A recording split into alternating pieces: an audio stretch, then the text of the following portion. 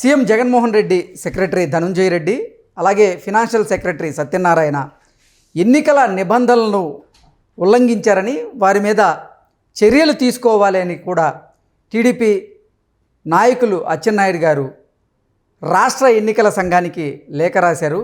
ఈ నేపథ్యంలో ఈ అంశానికి సంబంధించి మనతో మాట్లాడేందుకు ప్రముఖ సీనియర్ జర్నలిస్ట్ దుర్గాకుమార్ గారు మనతో ఉన్నారు. సార్తో మాట్లాడదాం. సార్ నమస్తే. సార్ నమస్కారం కృష్ణ గారు, మన వీక్షకులు కూడా నమస్కారం.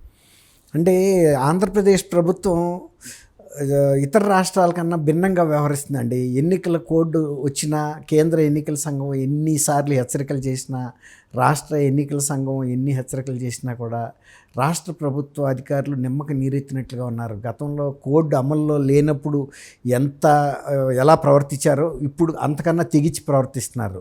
చివరి నిమిషం వరకు ముఖ్యమంత్రి గారి ప్రచారం బాగా జరగాలి, ఆయన ఫ్లెక్సీలు రాష్ట్రం అంతా నిండిపోవాలి, సిద్ధమని అడుగడుక్కి పెట్టిన ఫ్లెక్సీలు తప్ప ఆంధ్రప్రదేశ్లో ఏమీ కనపట్ల. డెవలప్మెంట్ ఉండదు, తర్వాత ఏ విధమైన కొత్త పథకాలు అమలవ్వవు, కొత్త బిల్డింగులు కట్టింది లేదు, సందుకి మాత్రం సిద్ధం అని ఇట్లా పెట్టినట్టుగా. మొన్న కడప నుంచి ఒక తెలుగుదేశం అభ్యర్థి, ఆమె పేరు మాధవీలత, ఆమె అన్నవరం ఎయిర్పోర్ట్లో దగ్గర చూసి ఎయిర్పోర్ట్ లోపల కూడా పెట్టారు ఇదే ఫ్లెక్సీలు. ఎయిర్పోర్ట్లో పెట్టారు, హైవేల మీద పెట్టారు, గల్లీ నుంచి ఢిల్లీ దాకా పెట్టారంటే నమ్మండి. ఆమె ఒక ఫోటో తీసుకుంటుంది, ఎందుకు ఇది యాప్ ఉంది కదా సి విజిల్కి పంపిద్దామని. అయినా పబ్లిక్లో పెట్టిన ఒక ఫ్లెక్సీని ఫోటో తీస్తే అది ఎందుకు అభ్యంతరకరమో నాకు అర్థం కాలేదు. చూడమనే కదా జనాల్ని. ఆమె కూడా ఫోటో తీసుకుంటుంది.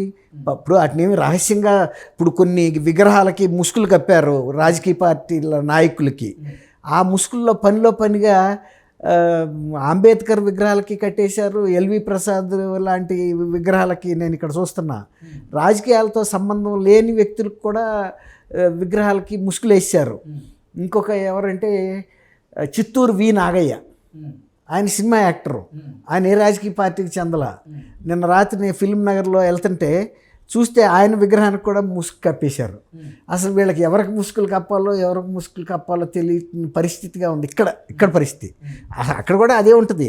ఇప్పుడు నేను ఎందుకు చెప్పొచ్చా అంటే అది ఒక లాజిక్ లేదు. సిద్ధం అని మీరు ఫ్లెక్సీలు పెట్టి ఫోటోలు తీసుకుంటే ఆ మీద ఎంత దౌర్జన్యం చేశారంటే కారు మీద దాడి చేస్తున్నారు. ఇటుక రాళ్ళు తీసుకొచ్చి టైర్లకి అడ్డంగా పెట్టేశారు. అంటే ఇక ఆమె టైర్లు ఎక్కి ఏ కారు కాదు, ట్రాక్టర్ కూడా ఇటుక రాళ్ళని దాటి వెళ్ళలేదు. టైర్కి కనుక ఆనిచ్చి పెడితే అంత పవర్ఫుల్ అనమాట. 4 చాట పెట్టేశారు, తర్వాత వెహికల్స్ అడ్డం పెట్టేశారు. ఆ వెహికల్ మొత్తానికి ఆమె మీద దాడి చేసినంత పని చేశారు. ఆమె కొంచెం ధైర్యస్తురాలు కాబట్టి కనీసం ఆర్గ్యుమెంట్ చేసింది. పోలీసులు కానీ ఎవరు కూడా రాలా. ఇది ఏ విధమైన ఉల్లంఘనం మీరు ఆలోచించండి. అవన్నీ కనపడతల్లా వీళ్ళకి. ఆఖరికి సీఎం ట్విట్టర్లోనూ అయితే, తర్వాత ప్రభుత్వాలు ఇచ్చే సర్టిఫికెట్ల మీద సీఎంఏ, తర్వాత పిల్లలకి ఇచ్చే అంగన్వాడీ కోడిగుడ్ల మీద సీఎంఏ, చెక్కీల మీద సీఎం ఫోటోలే. అవన్నీ ఏం చేస్తారంటే ఇప్పుడు వాటిని ఎట్లా తొలగిస్తారు? ఎలక్షన్లకు ముందే వీళ్ళు చర్య తీసుకోవాలి. ఇది గవర్నమెంట్ సీఎం పీరియడ్ అయిపోతుంది కదా, మళ్ళీ ఎలక్ట్ అయితే ఏ సీఎం అయితే ఆ సీఎం అయినా వీటి మీద అన్నీ వేసుకోవాలండి. మంచి పని చేసేటప్పుడు ఆ గుడ్డు పెంకు పగలగొట్టి తినాలి కదా. తింటున్నప్పుడు ఆ రాష్ట్ర ప్రభుత్వం ఇచ్చిందని తెలుసు కదా. జగన్ గారి ఫోటో ఏమన్నా నిలబడుతుందా దాని మీద? ఈ ప్రతి దాని మీద ప్రింట్ వేసుకుంటూ ఇప్పుడు లెట్రిన్ ప్లేట్ల మీద ఇట్లాంటి అటు వేయకూడదు కదండి. కాళ్ళ కింద నడిచే టైల్స్ మీద జగన్మోహన్ రెడ్డి గారి ఫోటోలు, రోడ్ల మీద దాని మీద నడుస్తానికి కదా వేసింది. ఇప్పుడు మీరు ప్రచారం చేసుకునే కూడా కొంచెం ఉందాతనంగా ఉండాలి.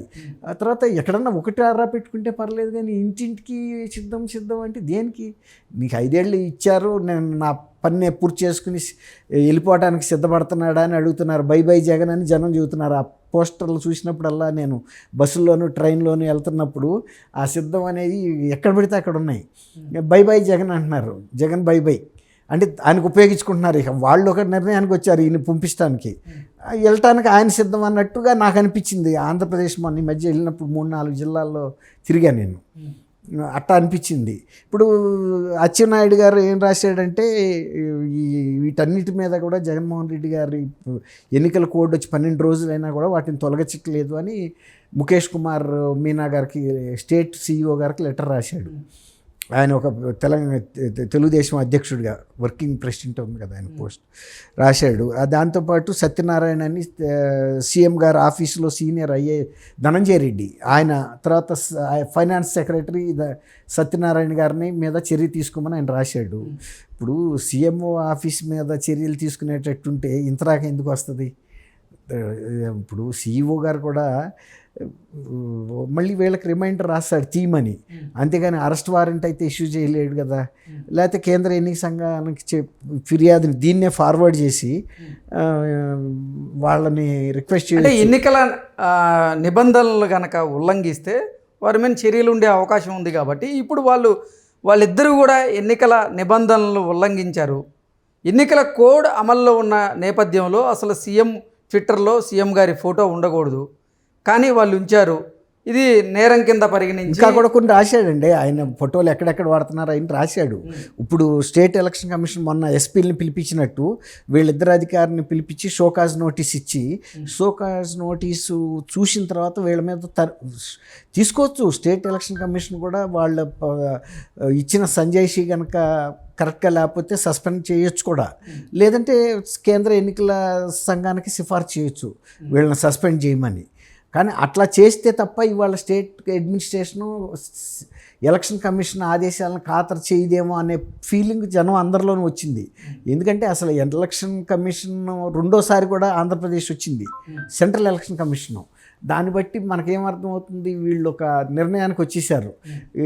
ఏముందలే స్టేట్ ఎలక్షన్, అదే సెంట్రల్ ఎలక్షన్ కమిషన్ అయితే ఏంటి, మనం 151 సీట్లతో గెలిచిన ప్రభుత్వం మంది, మనం ఎవరిని ఖాతరు చేయక్కర్లేదు. ఇవాళ స్టేట్ ఎలక్షన్ కమిషన్ అన్ని పార్టీల ప్రతినిధుల్ని పిలిచింది. ఇంతవరకు జగన్మోహన్ రెడ్డి తన అధికారంలోకి వచ్చిన తర్వాత మిగిలిన అఖిలపక్ష నాయకుల్ని కలిసింది లేదు, మీటింగ్ పెట్టాల. కనీసం ఒక ఎలక్షన్ స్టాట్యూటరీ బాడీ కదా స్టేట్ ఎలక్షన్ కమిషన్, వాళ్ళు ఆ ప్రోటోకాల్ మెయింటైన్ చేస్తున్నారు.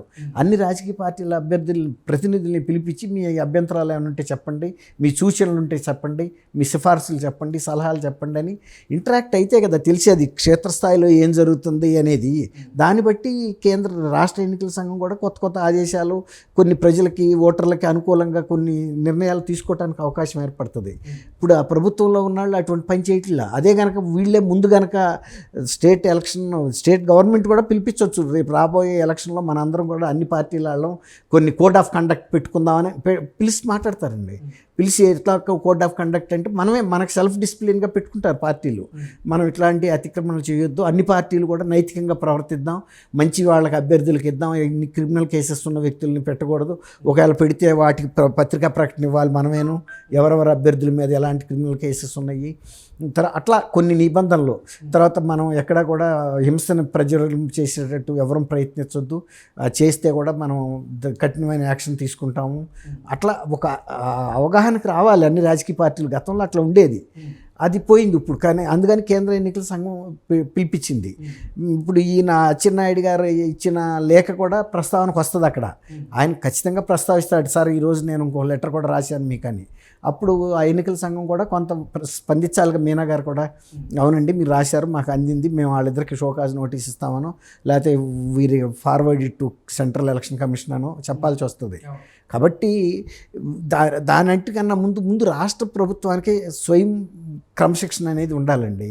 ఇటువంటి పనులు మనం చేయకూడదు. రేపు ఎన్నికల సంఘాన్ని ఉల్లంఘిస్తే ఒక రాజ్యాంగ వ్యవస్థని, రేపు ఎన్నికల్లో కూడా కేసులు పడతాయి. ఆ తర్వాత అయినా ఇట్లాంటి అంశాల మీద పడినప్పుడు ఎవరైతే గెలుస్తారో వాళ్ళని అనర్హులుగా ప్రకటిస్తారు. ఇట్లా జరుగుతున్నాయి కదా ఇప్పుడు మనం ఎన్ని చూసాము. తర్వాత ఆల్రెడీ కేంద్ర ఎన్నికల సంఘం ఆంధ్రప్రదేశ్ మీద ప్రత్యేక ఫోకస్ పెట్టి ఉంచింది. ఇక ఇట్లాంటివి కనుక ఇంకా కంప్లైంట్లు పెరుగుతుంటే వాళ్ళు ఇంకా కొంతమంది పరిశీలకులను పెంచి ఇంకా యాక్షన్ తీసుకుంటారు. తీసుకోకుండా ఏం ఆగరు. ఏదుండా కూడా ప్రభుత్వాలు కూడా కొంత స్వయం క్రమశిక్షణ అనేది పాటించడం అవసరం కృష్ణ. ఓకే.